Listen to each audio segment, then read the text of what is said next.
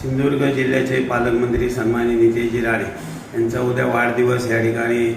सिंधुदुर्ग जिल्ह्यामध्ये साजरा होत असतेवेळी पालकमंत्र्यांनी सध्या असलेली सिंधुदुर्ग जिल्ह्यातील दुष्काळसदृश परिस्थिती, आंबा आणि काजू बागायतदारांचं झालेलं नुकसान या पार्श्वभूमीवर तुम्ही सामाजिक उपक्रम आणि पर्यावरणाला पोषक असे उपक्रम राबवण्याचे त्यांनी सूचना केलेल्या आहेत। आणि म्हणून आज या ठिकाणी भारतीय जनता पक्षाच्या वतीने आज या ठिकाणी हरकुळ, बुद्रुक, नाटळ किंवा कणकवली तालुक्यामध्ये मी ज्या काही माध्यमिक शाळा आहेत किंवा काही ज्या प्राथमिक शाळा आहेत त्या ठिकाणी 2500 या ठिकाणी रक्तचंदनाच्या वृक्षांचं वाटप करण्याचा या ठिकाणी मी निर्णय घेतलेला आहे। आणि यामध्ये वाटण्याचं कारण एवढंच आहे की ह्यामध्ये जे काही पर्यावरण किंवा एल निनोसारखं जे संकट आलं आहे आणि आपल्या याच्यावरती पावसाचा जो परिणाम होतो आहे किंवा जे काही वातावरणावर परिणाम होत आहे या पर्यावरणाचं संतुलन राखण्यासाठी आज जास्तीत जास्त लोकांनी या ठिकाणी वृक्षारोपण करण्याची गरज आहे। आणि म्हणून सन्माननीय पालकमंत्री नितेशजी राणे यांच्या वाढदिवसाचं औचित्य साधून जवळजवळ 2500 रक्तचंदनाची झाडं मी शालेय मुलांना वाटणार आहेत। एक पेड माँ के नाम